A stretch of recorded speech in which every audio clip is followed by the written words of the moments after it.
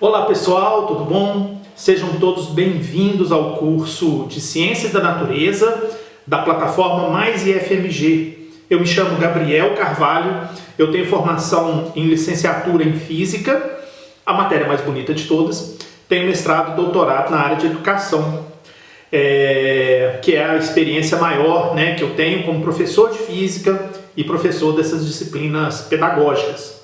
Eu vou ser seu professor nesse curso e a gente vai fazer agora a aula de número 1, onde a gente vai falar um pouquinho mais a respeito de energia e trabalho. Então vamos lá? Esse termo energia, ele é um termo que a gente usa no dia a dia com até bastante frequência, tô sem energia, nossa, essa pessoa tem uma energia tão boa.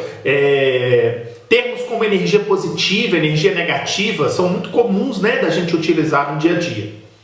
Acontece que na área da ciência, na ciência da natureza, na física, na biologia, na química, o termo energia ele tem um significado próprio, tá? E a gente vai ter que saber fazer então essa distinção entre o que é o significado cotidiano, de energia, que a gente vai usar aí e continua usando, no dia a dia, e o que a gente fala de energia dentro da ciência da natureza.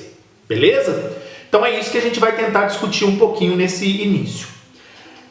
Para falar a verdade, a ciência ela não tem uma definição formal de energia.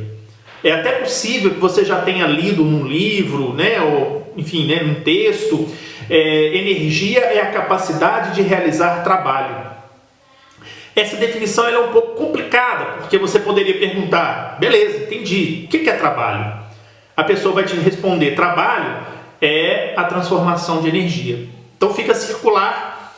O que a gente faz na ciência é descrever propriedades dessa energia. E aí a gente fala assim, olha, um corpo qualquer que possui energia, ou ele está em movimento, ou ele tem a capacidade de entrar em movimento. Isso vai ser muito importante, e importante frisar bem isso, para as próximas aulas da gente. Tá joia?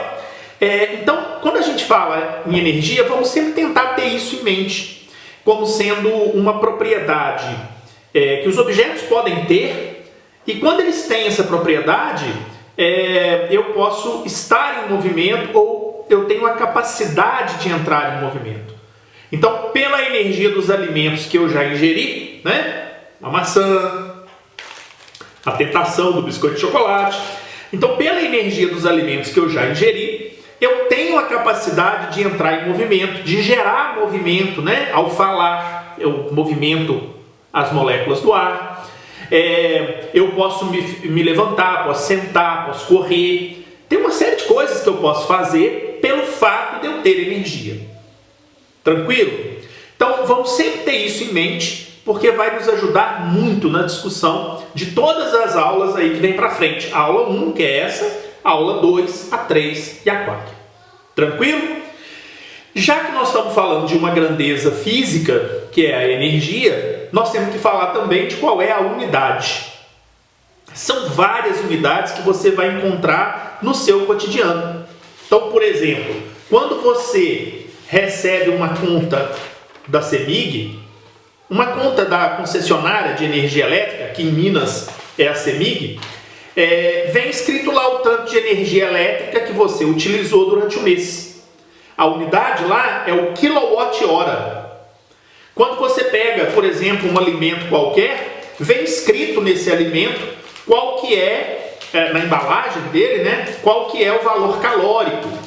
Nesse caso desse biscoito, uma porção, que são 4 biscoitinhos, tem 170 quilocalorias. Então, caloria, quilowatt-hora, são unidades de energia que a gente se depara aí no cotidiano. Na ciência, no sistema internacional de unidades, que é um sistema utilizado, como o nome sugere, no mundo inteiro, a unidade de energia é o joule, que tem gente que fala joule, é J-O-U-L-E. O joule, joule, enfim, falem do jeito que vocês quiserem, mas o importante é que vocês lembrem que essa unidade corresponde ao tanto de energia que você vai usar para pegar uma maçã do chão e levantá-la 1 metro. É pouquinho, né? É muito pouquinho mesmo. Para vocês terem uma ideia, 1 kWh que a gente usa aí, uma casa às vezes tem consumo de 80, 100, 300, 500 kWh no mês. Então, 1 kWh só, ele equivale a 3.600.000 joules. É muita coisa, né? Então, assim, essa unidade é muito pequenininha, mas é importante vocês terem essa imagem mental aí na cabeça, né? Então, toda vez que eu falar assim, olha, eu usei 1.000 joules ou joules de energia, isso significa dizer que eu usei, é como se eu tivesse feito esse trabalho de pegar a maçã do chão e levar até o alto de 1 metro, como se eu tivesse feito isso 1000 vezes. E isso nos conduz ao segundo conceito importante dessa aula de hoje, que é o conceito de trabalho. Trabalho é um conceito muito importante para nós na física, que também é diferente desse conceito de trabalho do dia a dia, né? Então, quando eu falo no dia a dia trabalho, a gente tem uma noção. Eu trabalho, meu pai trabalha, minha mãe trabalha, né? Meu tio trabalha. Trabalho difícil, né? Ficar lá sentado, assinando papel. Para a gente na física, o trabalho ele é a medida da transformação ou da transferência de energia quando tem uma força associada. Então, se você pegar e empurrar um colega seu num carrinho, você aplica uma força para empurrar esse colega, você está realizando um trabalho. A força que você aplicou, ela está realizando um trabalho. Tá? Isso é uma coisa muito bacana.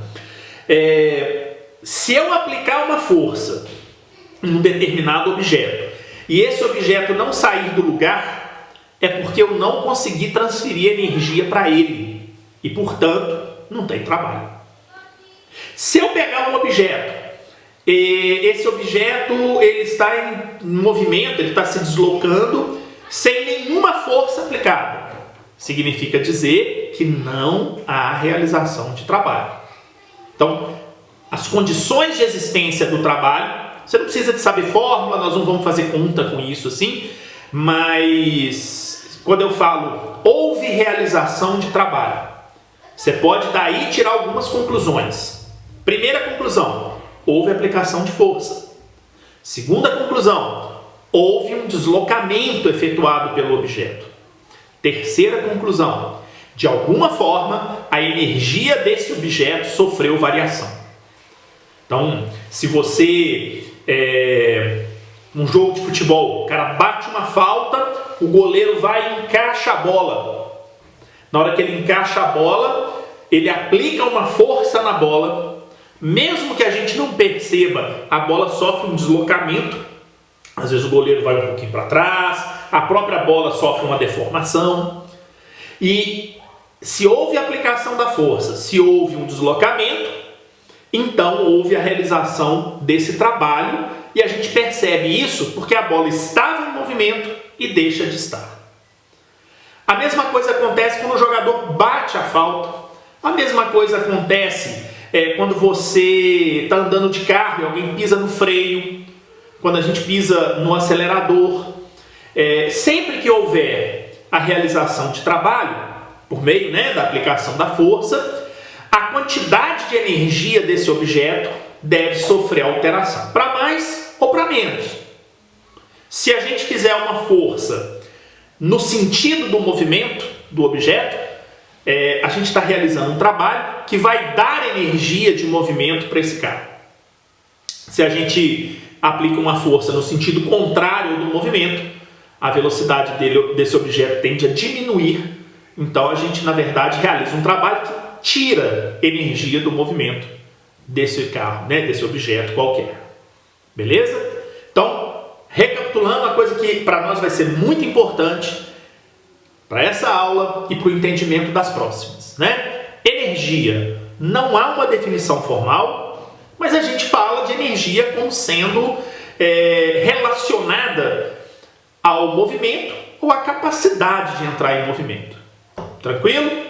Segunda coisa, unidade de energia. Tem várias, mas nós utilizamos na ciência muito o Joule ou Joule, aí fica do jeito que vocês quiserem pronunciar, tá? O símbolo é o J maiúsculo. Teve um cientista, o sobrenome dele é exatamente esse, Joule, que ele teve contribuições muito importantes no desenvolvimento da ciência, né? A gente, depois, em momentos seguintes, pode até entrar mais em detalhes, mas ele foi homenageado com o nome dele, né, para essa unidade de energia. E trabalho. Trabalho é como se fosse a parte útil, né? É o que está associado à transferência, à transformação de energia por meio da aplicação de uma força. Tranquilo? Espero que tenha ficado claro, tenha ficado tranquilo, né? A gente tem algumas atividades para que você possa fazer, e aí estamos juntos aí para poder trabalhar mais conceitos nas aulas seguintes. Gente, um grande abraço, fiquem bem, um abraço.